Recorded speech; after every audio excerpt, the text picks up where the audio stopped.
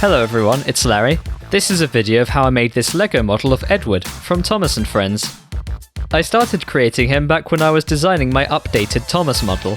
I had just discovered that these round bricks for the boiler happened to exist in dark azure, a relatively new and rare Lego colour that fits the shade of Sodor's blue engines very well. This was such a blessing that I had to take further advantage of it. I created this first draft of Edward without his tender. This looks remarkably like the final build, so there's a lot I got right here. I wanted to make a distinction between the widths of the boiler supports here and here, so I used jumper plates to make these ones much thinner. I used a too wide slope here because I literally had to cover up the studs, but I think even if it doesn't quite match the width, it still gives enough of the look I was going for. I used cheese slopes at the back of the cab to transition nicely into the roof overhang, even if it doesn't quite look like that.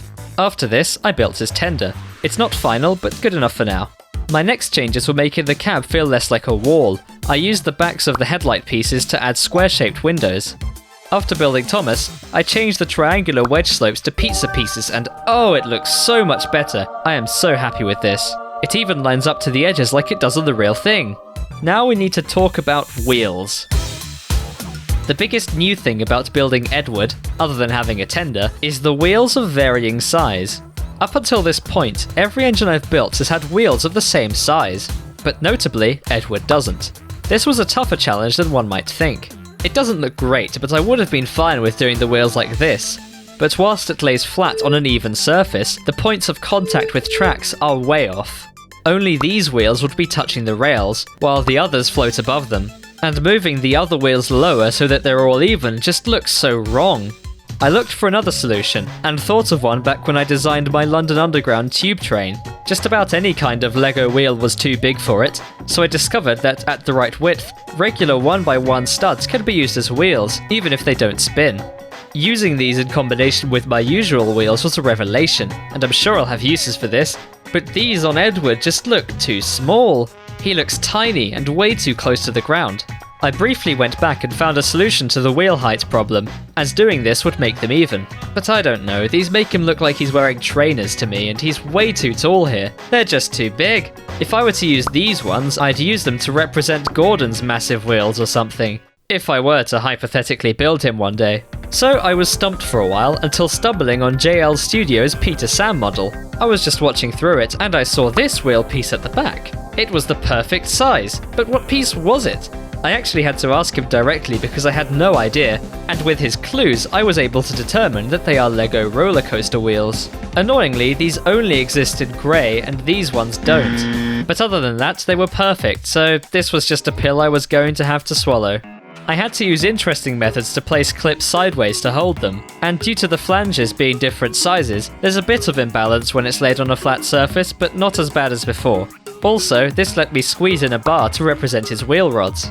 At this point, the front was looking pretty final, so I moved on to the tender. I wanted to keep the tender in line with Edward's side without making the tender look way too high above the wheels, so I tried adding some black bits before realising Edward has indented blue bits beneath the main body of the tender. I was blessed by the existence of these pieces in dark azure, so I used them to represent this.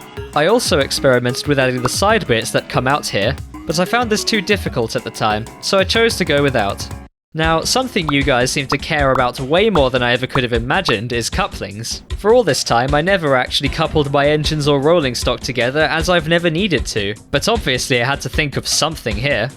Truth be told, at this scale it's just very hard to think of something compact that just works. After experimenting with the ball joint and with clips, I ended up doing this, which in theory would allow for the tender to fully rotate. We'll come back to this later. And so I declared the model finished. I created instructions, I designed a face for him, and I ordered the pieces.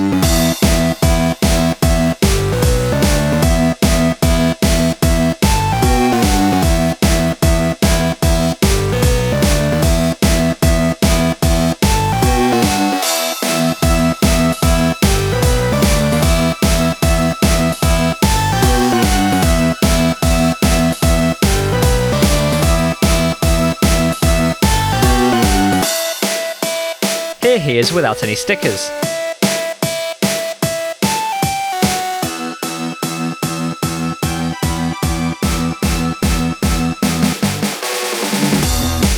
As I had anticipated, the stickering session was one of the most grueling I had done yet. The face and the straight lines were pretty straightforward, but the cab windows and all the curves were difficult.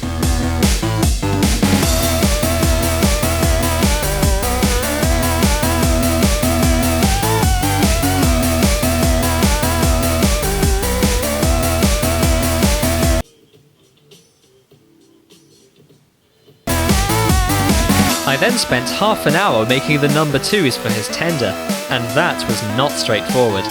But I am very happy with this sticker job. Eventually, it was done.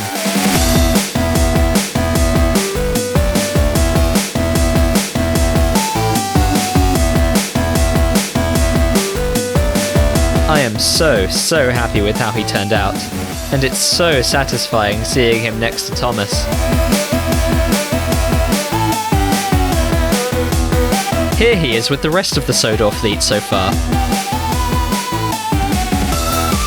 And I know some of you wanted to see this bunch specifically complete, so here they are.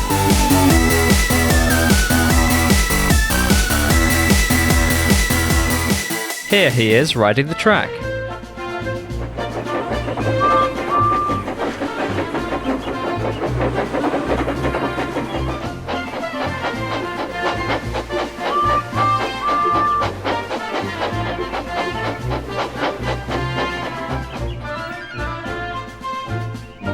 Now, plot twist, for the first time on this channel, I've made notable modifications after filming the video.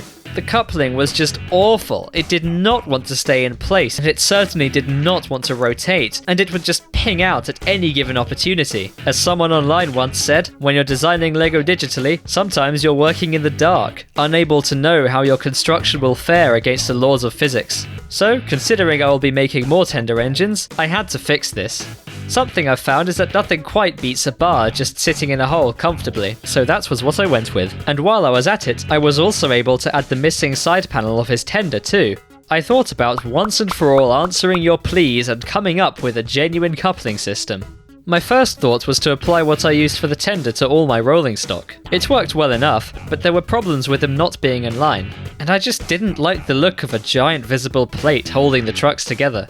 Then I found that there are these small LEGO chains. I knew chain pieces existed, but not this small. As soon as I saw this, I thought I could just legitimately chain my trucks together like real rolling stock. And so I am pleased to at last announce my new coupling system. My trucks finally hold each other together, and I am so happy with how this looks. And here is Edward finished, with a much more reliable coupling system.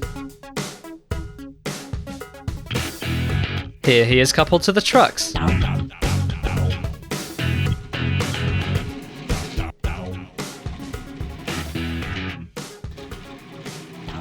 Now, I know loads of you have been very excited for Edward, so I thought I would make this video extra special with a little bonus, inspired by Wood and Toby's videos. Enjoy!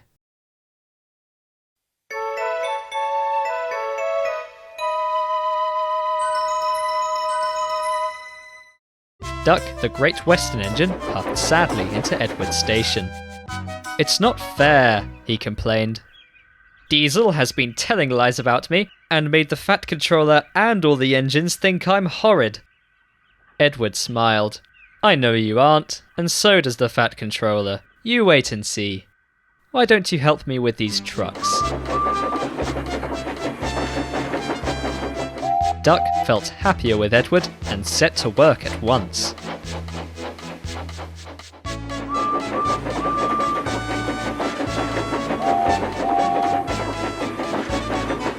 The trucks were silly, heavy and noisy.